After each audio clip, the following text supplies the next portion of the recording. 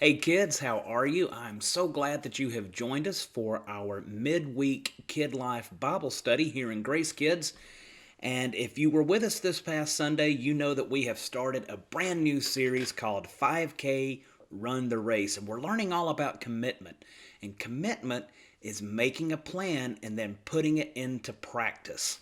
So here's what we're going to do to kick things off. I want you to just pause this for just a moment and go get your mom or dad and ask them to come in here because we're going to need their help for this first activity, okay? So press pause and then come right back. Okay, great. Hopefully, mom and dad is in there with you now. And mom, dad, here's what I want your help with for this activity. You're going to need some index cards or sticky notes, something like that. And on a few of the blank cards, I want you to write the following words down. I'll give you just a minute to get things ready. But on the blank cards there, write these words. Just put one word or statement on each card, okay? So the first one is whistling. The second one is being kind. Then flying a plane. Braiding your hair. Training a dog. Brain surgery. Learning the Bible. Generosity,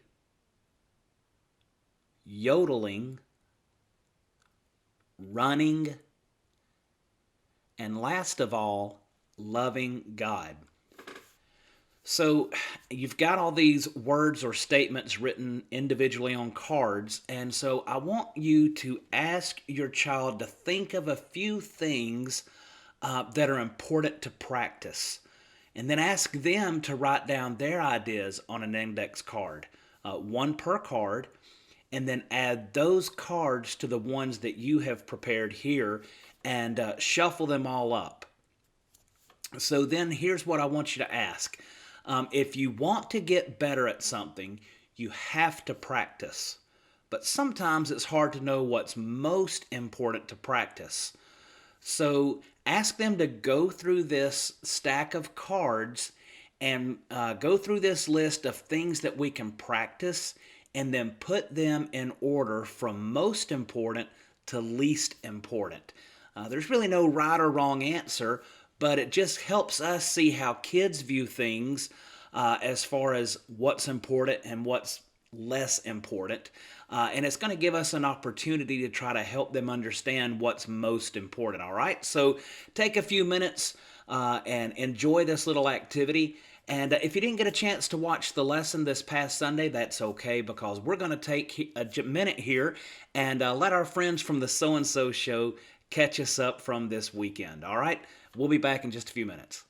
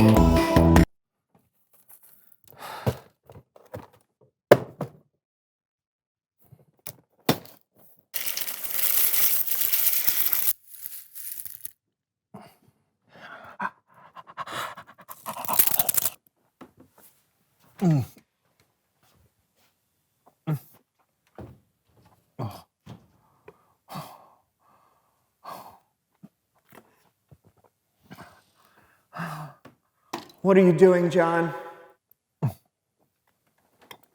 Trying to finish 5K. You know that's not how 5Ks work, right? What? There's a lot of fiber in this. Oh no! Yeah, now that's how a 5K is supposed to work. Way to go.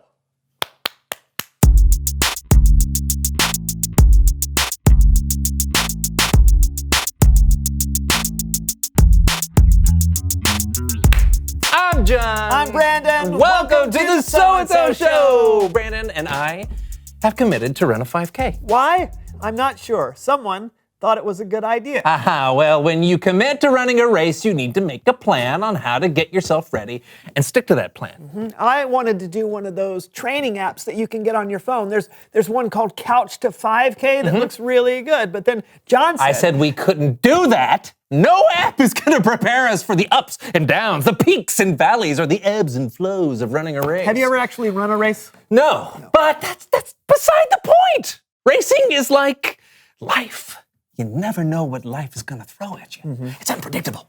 So I developed a training course myself that will take us through unpredictable situations in multiple climates, so we'll be prepared for anything the real race might throw at us. Okay, but you know that we're running the 5K in the spring on a city street. Okay, let's talk more practice. Come on, buddy. Let's go to the course. High knees, high knees. Sigh.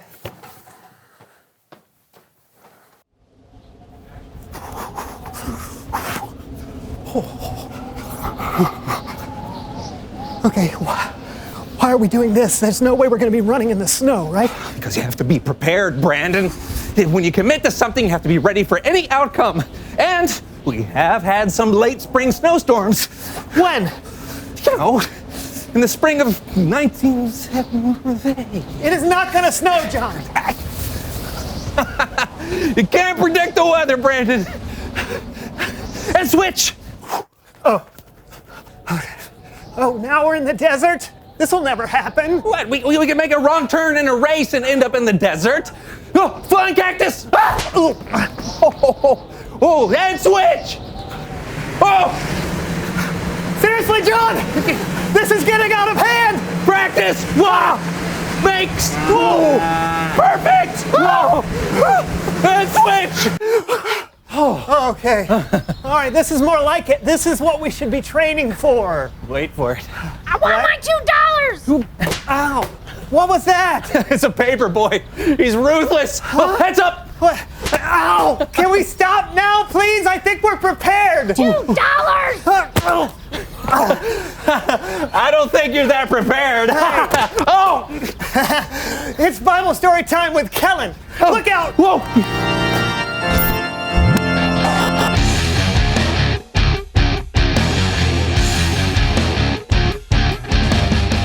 Hey guys, what's going on? Oh, we're training for a 5K. Yeah, we're practicing commitment. Duck. Well, that's what I'm talking about today. I mean, not running and dodging newspapers, but the commitment part. Oh, great. Take it away, Kellen. This comes from the book of 1 Corinthians. Now, 1 Corinthians was a letter the Apostle Paul wrote to the Jesus followers in the city of Corinth. Paul wrote the letter to encourage people to stay committed to living the way Jesus would want them to live. This letter is like a speech a coach might give a team to really get them pumped up.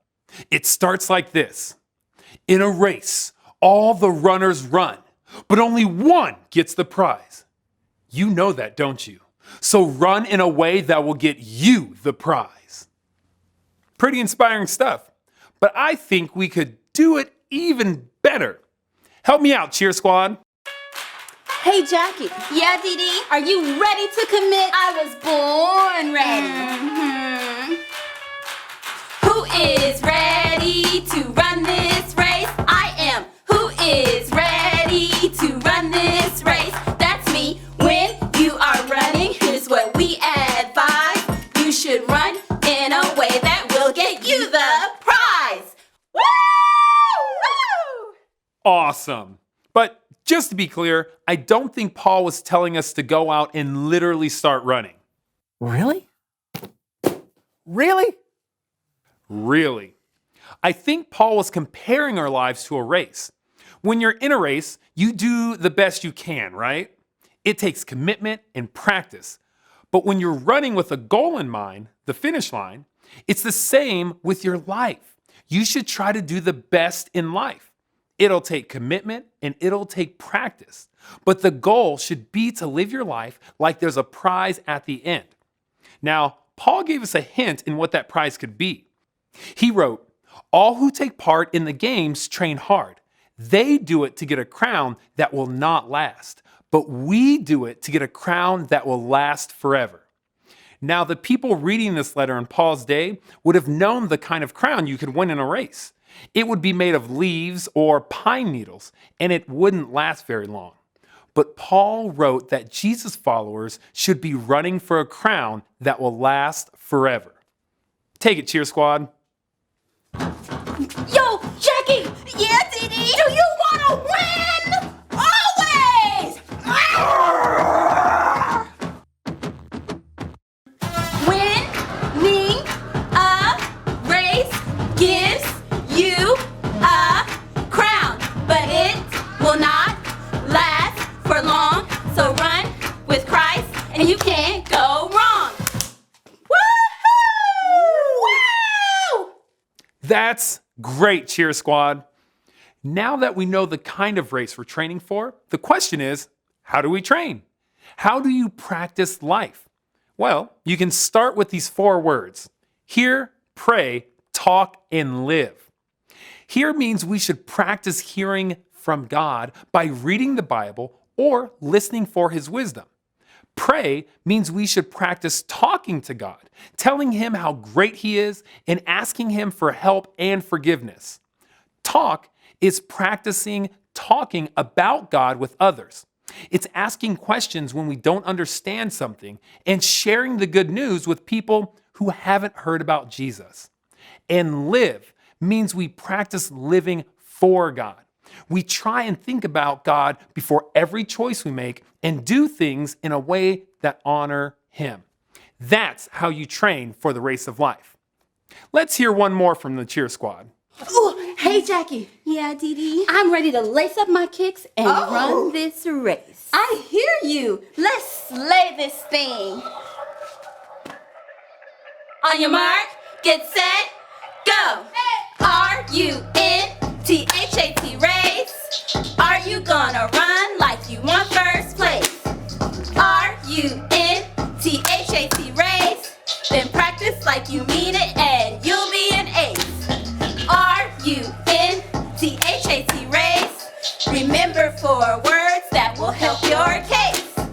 R-U-N-T-H-A-T race.